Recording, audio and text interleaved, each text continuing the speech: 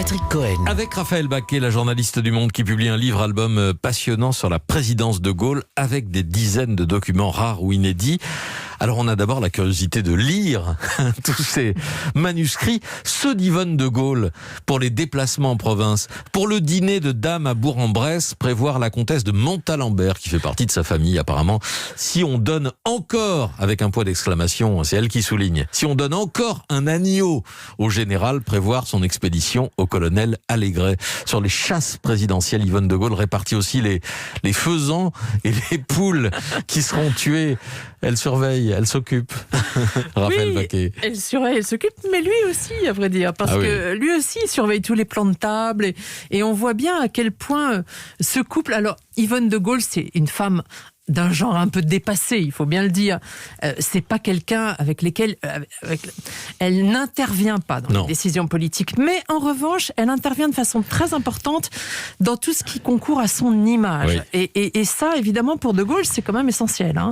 Donc, elle ne s'occupe pas que de broderie et du tricot, hein, comme la légende l'a laissé entendre. Autre curiosité un peu people, la lettre de Jackie Kennedy après la visite à Paris du couple présidentiel américain. Elle lui écrit en français: « Cher général, j'ai l'impression d'avoir vécu un rêve. Chacun a son héros. J'ai eu le privilège de rencontrer le mien. » Elle parle de lui, elle s'adresse comme ça au général de Gaulle. Oui, comment le prendre, parce qu'évidemment, il a été absolument ébloui et séduit par le couple Kennedy, et notamment par Jackie Kennedy. Il faut bien se rappeler quand même que de Gaulle était assez réticent avec les États-Unis, et sauf avec les Kennedy, et Jackie Kennedy a joué un rôle diplomatique indéniable dans l'affaire. Non, mais c'est une lettre très frappante avec quelques fautes de français. Elle dit d'ailleurs pardonnez mes fautes de français. Donc on voit qu'elle l'a écrit elle-même. Il y a héros sans S dans la lettre, voilà.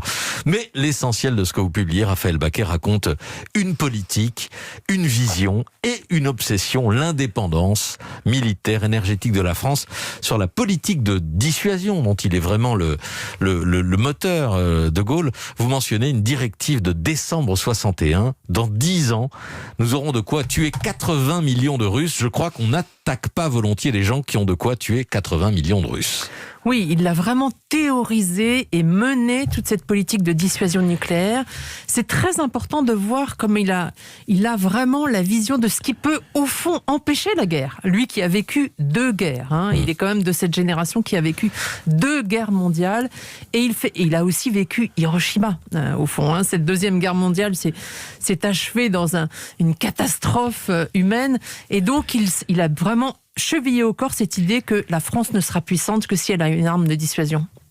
Indépendance énergétique aussi, il est aussi moteur sur le déploiement de l'énergie nucléaire et des centrales nucléaires en France. C'est lui qui lance les grands réacteurs nucléaires, et il choisit vraiment, il aurait pu choisir une association avec les États-Unis qui était moins chère, et il choisit une association avec la Belgique, donc européenne, hein, et pour que la France vraiment soit autonome aussi de façon sur le plan énergétique. On disait tout à l'heure que presque tout remontait à l'Élysée. On découvre aussi un président attentif aux effets de sa politique. On le voit dans la convocation de conseils restreints où il est soucieux, c'est écrit à l'ordre du jour, du prix de la viande ou de la reconversion des... Au prix, à la façon dont les ouvriers peuvent vivre. Il faut dire qu'il a vécu aussi des grands mouvements sociaux. En 63, il y a une grande grève des mineurs, évidemment en 68. Qui a fait chuter sa popularité. D'ailleurs, c'est le seul moment où sa popularité est en dessous de 50%, c'est la grève des mineurs. Exactement. Donc il fait très attention à cela. Et d'ailleurs, c'est le moment aussi où les grands instituts de sondage commencent à sonder de façon beaucoup plus précise et scientifique l'opinion publique. Et il y fait très attention. Il n'est pas du tout au-dessus de cela. Hein. Il regardait très régulièrement sa cote de popularité. Pas du tout, et d'ailleurs dans le chapitre sur les médias, on voit que l'Élysée est très attentif à tout ce qui se passe à l'ORTF, au traitement de ses interventions et de ses déplacements en province. Il y a des notes absolument hallucinantes d'Alain Perfit qui dit il va falloir qu'on surveille de plus près le montage des sujets consacrés au déplacement du général de Gaulle. On voit même la façon dont de Gaulle reprend les questions de Michel Droit. Alors, ça, c'est formidable. C'est incroyable. Voilà. Donc les questions, voilà, pour les fameuses interviews avec Michel Droit, les questions lui sont bel et bien soumises à l'avance. Et il les corrige. Vous avez retrouvé un document. Et il les corrige. Projet de questions, c'est envoyé à l'Élysée et on voit annoté de la main du général de Gaulle dans la main. Oui. pour la première question. Oui, c'est très clair. Donc, il est vraiment, il n'est pas un homme très libéral sur le plan médiatique. Hein. Ah non. Il surveille, il censure hein, et il recompose toute la façon dont on va le présenter. Il regarde tous non seulement les journaux télévisés, mais même les émissions de variété. Il fait très attention à la façon dont on parle de façon plus légère, au fond, dans ces émissions-là. Oui, j'ai retrouvé, alors ça n'est pas exactement un véritable sondage, mais il y a une officine qui s'attache à classer les meilleures émissions de télévision, Oui, les plus appréciées de la semaine. Et il est enchanté de voir que sa conférence de presse est aussi dans les meilleures audiences. Absolument. En 11 ans, De Gaulle prononce 53 allocutions télévisées et il tient 18 conférences de presse.